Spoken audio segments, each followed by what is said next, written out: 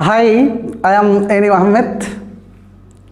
Today our topic is changing narration in interrogative sentence. That means from direct narration to indirect narration. তো বন্ধুরা আজকে তোমাদের সামনে আমার উপস্থিত হওয়া ডাইরেক্ট ন্যারেশন থেকে ইনডাইরেক্ট ন্যারেশনে যখন আমরা যাব তখন ইন্টারোগেটিভ সেন্টেন্সের যে পরিবর্তনটা করতে হবে সেই সম্পর্কে তোমাদের সাথে আজকে আমি আলোচনা করব। তো বন্ধুরা আশা রাখি শেষ পর্যন্ত তোমরা আমাদের ভিডিওটার সাথে থাকবে।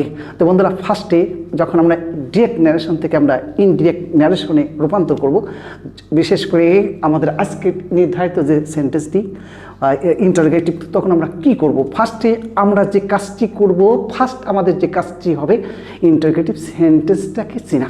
তো what is call interrogative sentence? একদমই সহজ।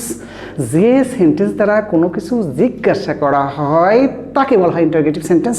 আরেকটি সহজ চেনার উপায়, যে সেন্টেন্সের শেষে যদি প্রশ্নবোধক চিহ্ন থাকে, অর্থাৎ যদি এক ফোঁটা চোখের জল থাকে, তাহলে তাকেই বলা হবে ইন্টারোগেটিভ সেন্টেন্স। তো ইন্টারোগেটিভ সেন্টেন্স দুই প্রকার, one is yes no question, another is double S question. What is called yes no question? যে কোশ্চেন হেল্পিং ভার্ব দ্বারা শুরু হবে, অর্থাৎ সরাসরি হেল্পিং ভার্ব দ্বারা শুরু হবে, তার নাম হবে yes no question। আর yes no questionের উত্তরটা yes বা no দ্বারা করা যায়, যার ফলে এর নাম হয় yes no question।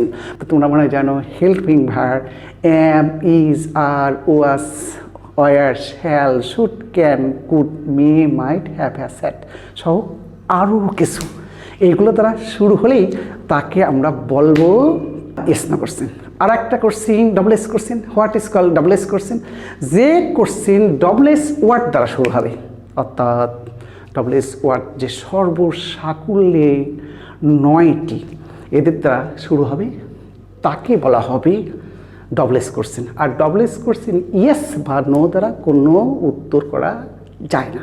তো ডবল এস ওয়ার্ডগুলো কি? ডবল এস ওয়ার্ডগুলো যেমন হু, হুম, হুস, হোয়াট, হুইস, হোয়াই, হোয়েন, হোয়ার, হাউ সহ হয়তো আরও কয়েকটি এগুলো। তো বন্ধুরা এগুলো দ্বারা শুরু হলে পরে আমরা তাকে বলবো ডবল এস কোশ্চেন। এই ইন্টারোগেটিভ সেন্টেন্সকে আমরা কিভাবে ডিরেক্ট ন্যারেশন থেকে ইনডিরেক্ট ন্যারেশনে রূপান্তর করব?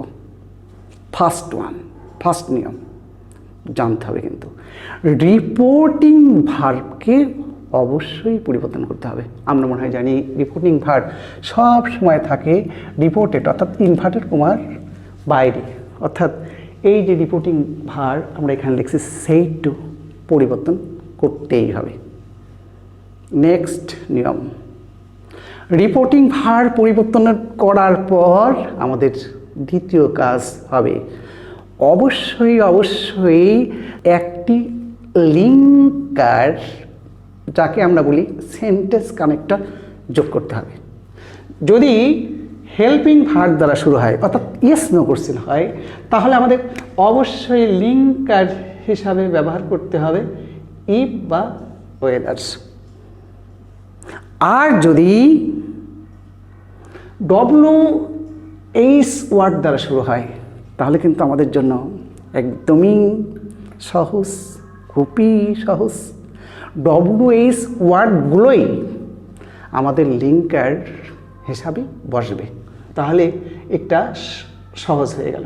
তো বন্ধুরা আমরা বা তোমরা যারা লার্নার, অধিকাংশ ক্ষেত্রেই কিন্তু আমরা রিপোর্টিং ভার্ব, মানে যেটা পরিবর্তিত রিপোর্টিং ভার্ব হবে, সেই হিসাবে আমরা আক্সি বেশি ব্যবহার করি। কিন্তু বাক্যের মিনিং অনুসারে শুধুমাত্র কিন্তু আমরা আক্সের মধ্যেই যে পড়ে থাকবো এমনটি কিন্তু নয়। আমরা কি ব্যবহার করতে পারি? আমরা ব্যবহার করতে পারি demand of, inquire of, want to know, wonder, এগুলো। তো বন্ধুরা এই তো গেল আমাদের কিছু নিয়ম। আরেকটি নিয়ম কিন্তু খুবই গুরুত্বপূর্ণ, কোশ্চেন স্টেটমেন্টকে বা কোশ্চেন বাক্যটিকে আমাদেরকে অ্যাসার্টিভ বাক্যে রূপান্তর করতে হবে।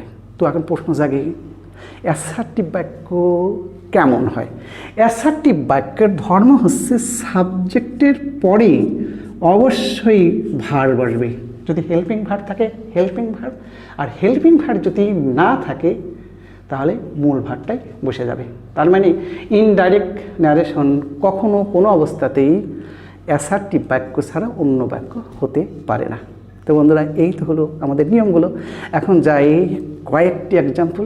তো মাত্র 5টি এক্সাম্পল আমি সেট করেছি। 5টি এক্সাম্পল যদি আমরা মনোযোগ সহকারে করি এবং দেখি, ইনশাল্লাহ আমি বিশ্বাস করি তোমাদের কাছে ন্যারেশনটা একদমই হাতের মোয়া হয়ে যাবে, তোমার হাতের মুঠে চলে যাবে। চলো যাই ফার্স্ট এক্সাম্পলে। You say Annie said to me, are you happy? Annie said to me, are you happy? Annie আমাকে বলেছিল, তুমি কি সুখী? ইউ সে, তুমি কি সুখী? প্রশ্নবোধক চিহ্ন। আর স্টার্টিং হয়েছে সরাসরি হেল্পিং ভার্ব এম, ইজ, আর এর আর দ্বারা।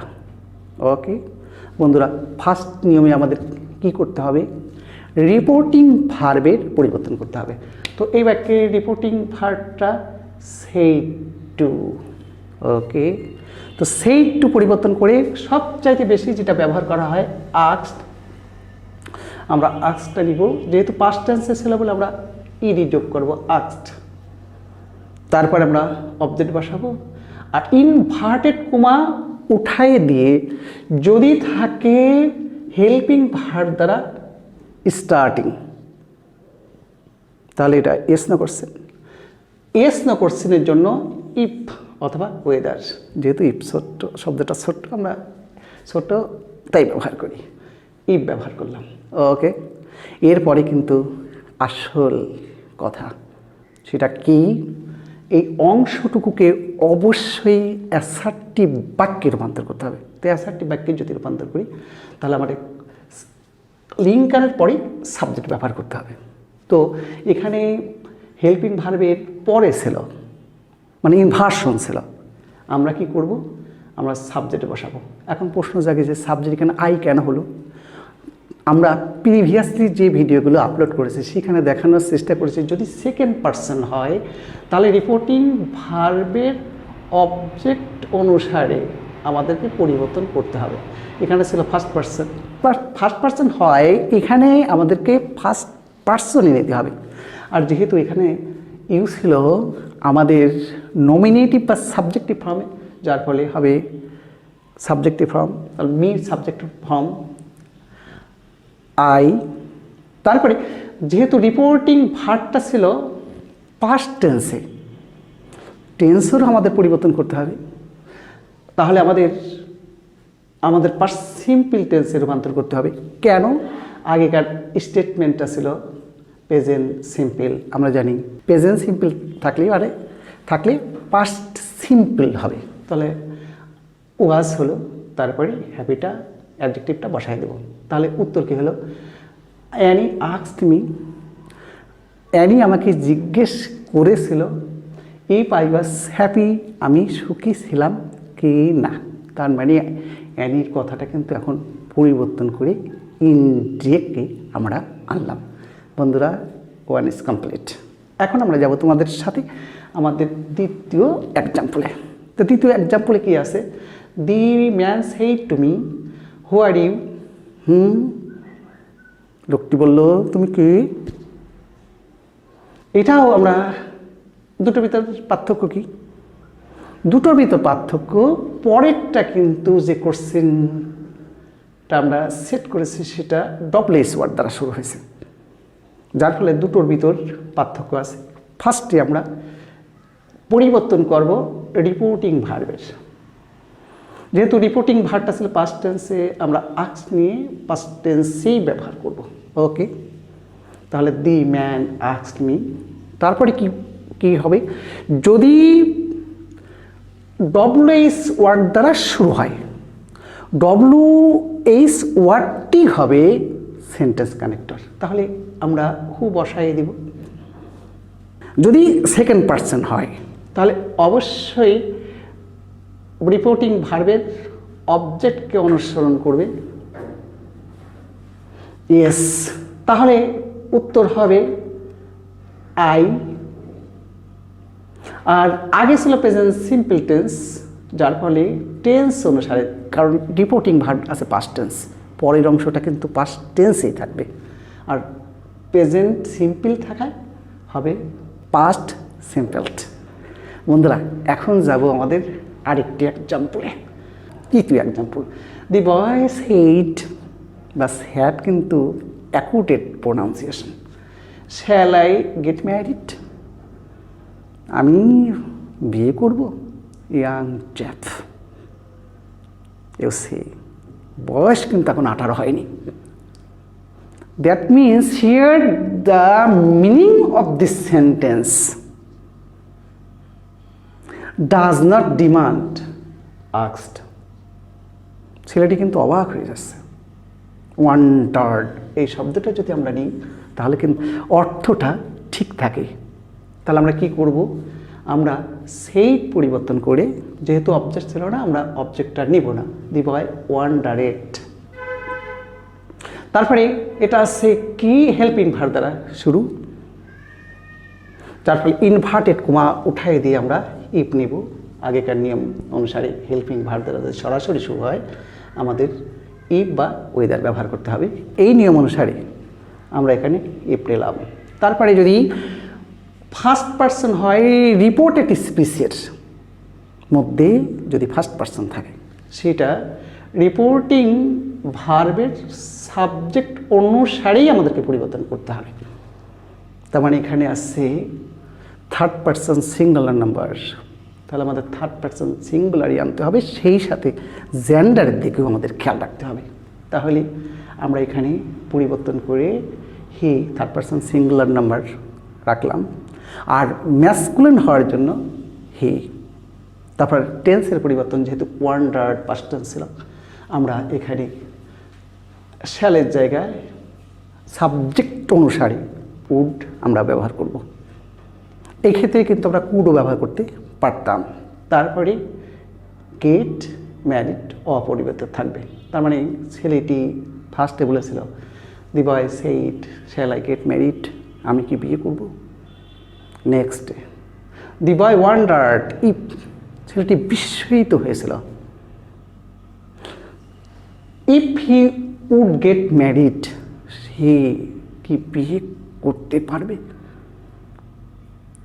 গুড ডিয়ার স্টুডেন্ট, তোমাদের সাথে চলে যাই আমরা আরেকটি এক্সাম্পলে।